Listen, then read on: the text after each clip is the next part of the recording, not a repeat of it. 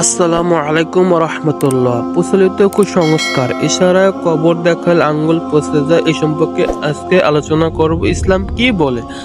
ইসলাম পূর্ণাঙ্গ জীবন বিধান। এই জীবন বিধান রাব্বুল আলামিন মহানবী হযরত মুহাম্মদ সাল্লাল্লাহু আলাইহি ওয়াসাল্লাম ও রাসূলের উপর অবতীর্ণ করেছেন। এতে কোনরূপ যোগ বিয়োগ করার সুযোগ নেই, এমনকি ইসলামে কুসংস্কারের কোনো স্থান নেই। অনেকে মনে করে কবরের দিকে আঙ্গুল দিয়ে ইশারা করা ঠিক নয়, এতে নাকি আঙ্গুল পচে যায়। এটি একটি ভিত্তিহীন কথা। জীবিত মানুষের দিকে যদি আঙ্গুল দিয়ে ইশারা করা যায়, তাহলে কবরের দিকে ইশারা করলে দোষ হবে কেন? আর শরীয়তে ইসলামিয়ার দৃষ্টিতে এত কোনো বাধা নেই, আর এই কারণে কারো আঙ্গুল পচে গেছে এমন কোনো নজির নেই। এতপর এই ধরনের ভিত্তিহীন কথা বলা, বিশ্বাস রাখা থেকে বিরত থাকা উচিত।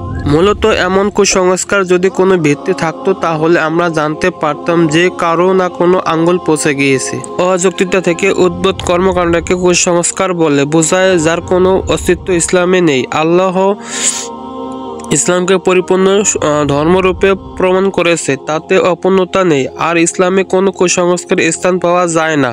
আল্লাহ তাআলা বলেন, আজ আমি তোমাদের জন্য তোমাদের দিনকে পূর্ণ করলাম এবং তোমাদের উপর আমার নিয়ামত সম্পন্ন করলাম এবং তোমাদের জন্য দিন হিসাবে পছন্দ করলাম ইসলামকে। সূরা মায়েদা ৩। ইসলামের পূর্ণাঙ্গ রূপে প্রতিষ্ঠিত জীবন ব্যবস্থা। নবীজি সাল্লাল্লাহু আলাইহি ওয়াসাল্লামের সাহাবা কেরাম করেননি এমন কোনো আলেমের গ্রহণযোগ্যতা ইসলামে নেই। সুতরাং প্রত্যেকের আমল অবশ্যই কোরআন ও সুন্নাহ মোতাবেক হতে হবে। কিছু দুর্ভাগ্যজনক হলেও সত্য,